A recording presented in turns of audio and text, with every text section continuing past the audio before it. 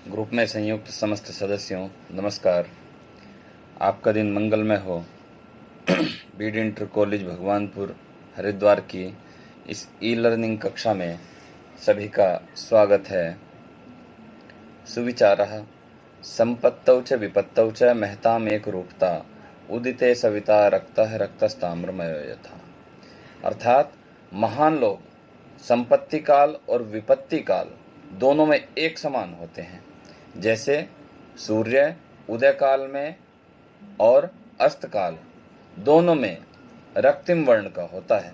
अतः सुख दुख, लाभ हानि, जय पराजय, संपत्ति विपत्ति, इन सभी परिस्थितियों में विद्वान लोग, समझदार लोग, ज्ञानी लोग स्वयं को एक समान रखते हुए अपने सभी कार्यों का संपादन निरंतर करते रहते हैं। प्रिय विद्यार्थियों, कहा गया है वाक् संयमो ही सुदुष्करतम तमो मतः, अर्थात वाणी पर संयम रखना अत्यंत कठिन है।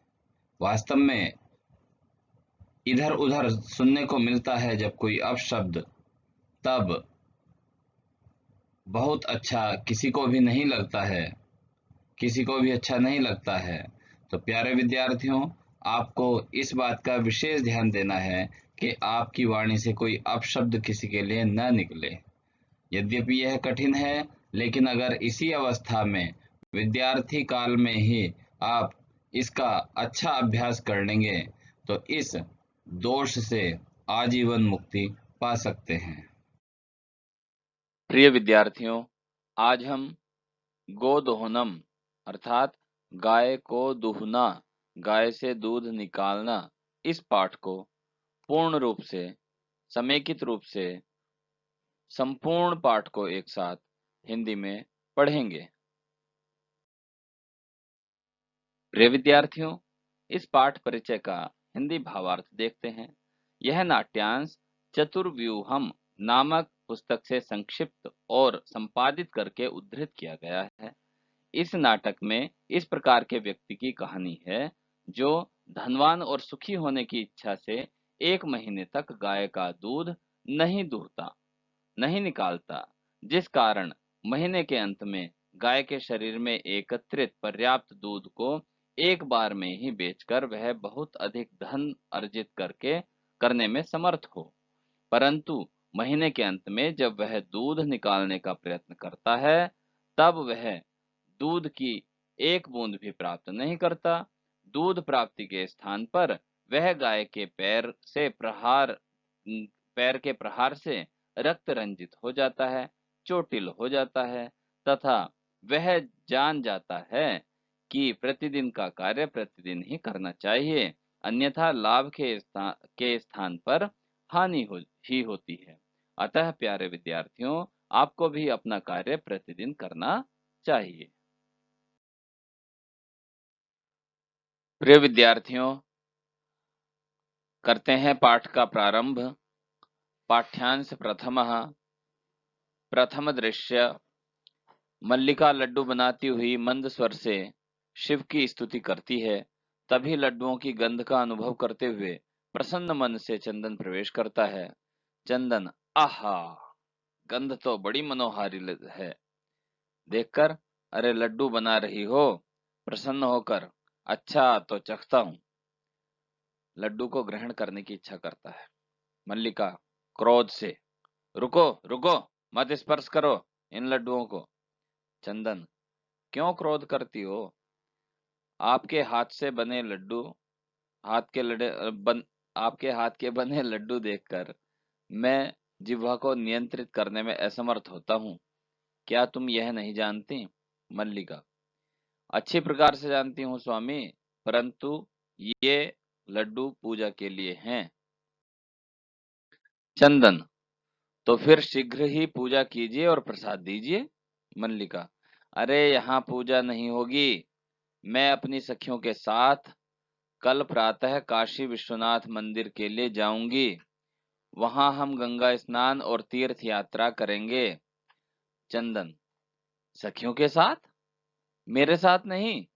दुखी होते हुए मल्लिका, हाँ, चंपा, गौरी, माया, मोहिनी, कपिला आदि सब जा रही हैं, अतः मेरे साथ आपका आना ठीक नहीं है।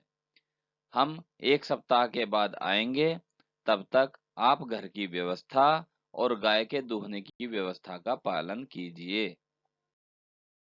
द्वितीय दृश्य। चंदन, ठीक है, जाओ। सखियों के साथ धर्म यात्रा आनंदमय हो, मैं सभी कर लूंगा। आपका मार्ग कल्याणकारी हो। चंदन, मल्लिका तो तीर्थ यात्रा के लिए गई। ठीक है, गाय का दूध निकालकर प्रातराश का प्रबंध करूंगा।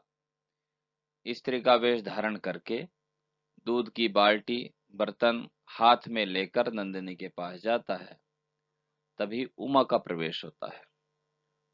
उमा, मामी मामी। चंदन, अरे उमा, मैं तो मामा हूँ। तेरी मामी तो गंगा स्नान के लिए काशी गई है। कहिए, क्या चाहिए? उमा, मामा, दादाजी कह रहे हैं कि 1 महीने बाद हमारे घर में उत्सव होगा। वहां 300 लीटर दूध की आवश्यकता है। यह व्यवस्था आपको करनी है। चंदन, प्रसन्न मन से, 300 लीटर दूध, ठीक है, दूध की व्यवस्था की जाएगी। दादाजी से ऐसा तुम कहना। उमा, धन्यवाद मामा जी, मैं जा रही हूँ। वह निकल जाती है। तृतीय दृश्य। चंदन, प्रसन्न होकर अंगुली पर गिनते हुए, अरे 300 लीटर दूध, इस प्रकार से बहुत धन प्राप्त होगा। नंदिनी को देखकर, अरे नंदिनी, आपकी कृपा से तो मैं धनवान हो गया। प्रसन्न होकर वह गाय की सेवा करता है। चंदन सोचता है, महीने के अंत में ही दूध निकालना आवश्यक है। यदि हर दिन दूध निकालूंगा तो दूध सुरक्षित न रहता। अब क्या करें? अतः महीने के अंत में ही संपूर्ण दूध को निकालता हूँ। दूध सुरक्षित भी रहेगा। इसके बाद अर्थात ग्राम प्रधान को दूध की व्यवस्था करने के लिए कह देने के बाद क्रम पूर्वक 7 दिन बीत गए। सप्ताह के अंत में मल्लिका वापस आती है। मल्लिका प्रवेश करके, स्वामी, मैं वापस आ गई, प्रसाद को चखिए, प्रसाद का स्वाद लीजिए। चंदन लड्डू खाता है और कहता है, मल्लिका, तेरी यात्रा तो ठीक से सफल हुई। काशी विश्वनाथ की कृपा से अच्छी बात बताता हूं। मल्लिका आश्चर्यपूर्वक, ऐसा? धर्म यात्रा के अलावा भी कुछ अच्छा हुआ क्या? चंदन, ग्राम प्रधान के घर में महीने के अंत में महोत्सव होगा। वहां 300 लीटर दूध हमको देना है। मल्लिका, लेकिन इतना दूध हम कहां से प्राप्त करेंगे? चंदन, सोचो मल्लिका, प्रतिदिन दोहन करके यदि दूध को रखते हैं तो वह सुरक्षित नहीं रहता, अतएव दूध नहीं निकालते। उत्सव के दिन ही पूरा दूध निकाल लेंगे। मल्लिका, स्वामी, आप तो बहुत चतुर हो, अति उत्तम विचार। अब दूध दुहना छोड़कर केवल नंदिनी की सेवा ही करेंगे। इस प्रकार अधिकाधिक दूध महीने के अंत में प्राप्त करेंगे। दोनों ही गाय की सेवा में लग जाते हैं। इस क्रम में घास और गुड़ आदि खिलाते हैं। कभी कभी सींगों से तेल का लेप करते हैं, तिलक लगाते हैं और रात्रि में भी उसे अकेले नहीं छोड़ते। रात्रि में भी उसकी खैर खबर, भोजन की व्यवस्था आदि का ध्यान रखते हैं। चंदन, मल्लिका, आओ कुम्हार के यहाँ चलते हैं, दूध के लिए बर्तन की व्यवस्था भी करनी है। दोनों निकल जाते हैं। चतुर्थ दृश्य। कुम्हार घड़ा बनाने में लीन गाता है। जैसे यह मिट्टी का घड़ा है, वैसे ही सारा जीवन नाशवान है। यह जानकर भी मैं घट का निर्माण अपनी आजीविका के लिए करता रहता हूँ। चंदन, ताऊ जी नमस्ते, 15 घड़े चाहता हूँ। 15 घड़े चाहिए, क्या दोगे? देवेश, क्यों नहीं, बेचने के लिए ही हैं ये ले लो। पहले 500 रुपए दे दो। चंदन, अच्छा, लेकिन मूल्य तो दूध बेचकर ही दे सकता हूँ। देवेश, बेटा क्षमा करना, मूल्य के बिना एक घड़ा भी नहीं दूंगा। मल्लिका अपने आभूषण देना चाहती है। ताऊ जी, यदि अभी मूल्य चाहिए तो ये आभूषण रख लीजिए। देवेश, बहू, मैं पाप नहीं करता, मैं कभी भी तुम्हें आभूषण विहीन नहीं करना चाहता। अच्छा, इच्छा से जितने चाहे उतने घड़े ले जाओ, दूध बेचकर ही घड़ों का मूल्य देना। दोनों, ताऊ जी, आप धन्य हैं, आप धन्य हैं, आप धन्य हैं। चंदन, ताऊ जी नमस्ते, 15 घड़े चाहता हूँ, 15 घड़े चाहिए, क्या दोगे? देवेश, क्यों नहीं, बेचने के लिए ही हैं ये ले लो। पहले 500 रुपए दे दो। चंदन, अच्छा, लेकिन मूल्य तो दूध बेचकर ही दे सकता हूँ। देवेश, बेटा क्षमा करना, मूल्य के बिना एक घड़ा भी नहीं दूंगा। मल्लिका अपने आभूषण देना चाहती है। ताऊ जी, यदि अभी मूल्य चाहिए तो ये आभूषण रख लीजिए। देवेश, बहू, मैं पाप नहीं करता, मैं कभी भी तुम्हें आभूषण विहीन नहीं करना चाहता। अच्छा, इच्छा से जितने चाहे उतने घड़े ले जाओ, दूध बेचकर ही घड़ों का मूल्य देना। दोनों, ताऊ जी, आप धन्य हैं, आप धन्य हैं, आप धन्य हैं। मल्लिका चीत्कार को सुनकर शीघ्र प्रवेश करके, नाथ, क्या हुआ, कैसे आप रक्त रंजित हुए? चंदन, गाय दूध दूहने की अनुमति नहीं दे रही है, दूध निकालने पर ही मुझे मारती है। मल्लिका गाय को प्रेम से पुचकार कर दूध दूहने का प्रयास करती है, किंतु गाय दूध से खाली है ऐसा जान जाती है। मल्लिका चंदन से, नाथ, हमारे द्वारा अत्यंत अनुचित किया गया है कि 1 महीने बाद गाय का दूध निकालना, वह कष्ट का अनुभव करती है, इसलिए मारती है। चंदन, देवी, मैं भी समझ गया कि हमने बिल्कुल अनुचित किया है कि पूरे महीने दूध नहीं निकाला, इसलिए दूध सूख गया। सत्य ही कहा है, जो आज का कार्य है उसे आज ही कीजिए, इसके विपरीत अर्थात आज का कार्य कल पर छोड़ने वाले को निश्चित रूप से कष्ट प्राप्त होता है।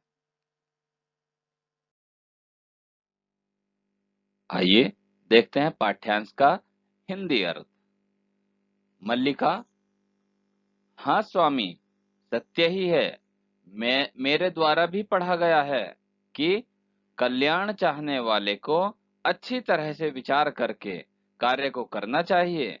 जो इसके विपरीत अर्थात बिना विचारे कार्य करता है वह मनुष्य दुखी होता है, किंतु आज प्रत्यक्ष रूप से अनुभव किया।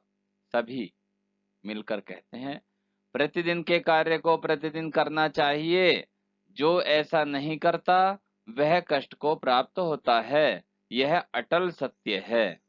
पर्दा गिर जाता है, सभी मिलकर गाते हैं, आदानस्य प्रदानस्य कर्तव्यस्य च कर्मणः क्षिप्रमक्रियमाणस्य कालः पिबति तद्रसम्।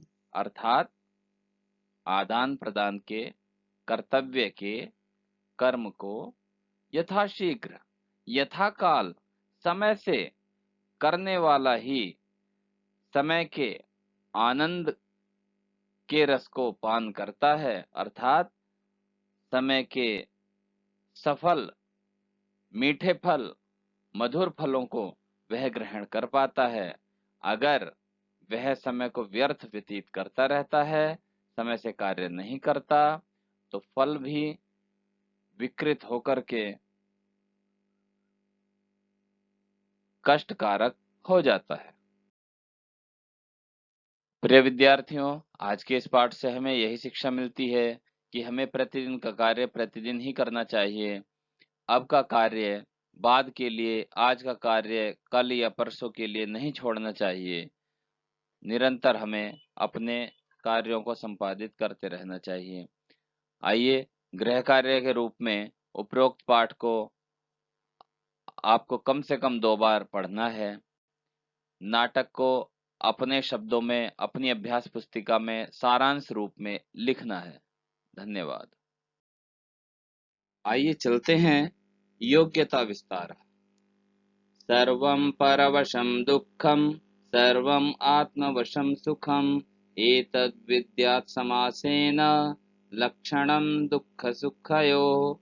इसमें दुख और सुख, सुख और दुख दोनों का लक्षण बताया गया है।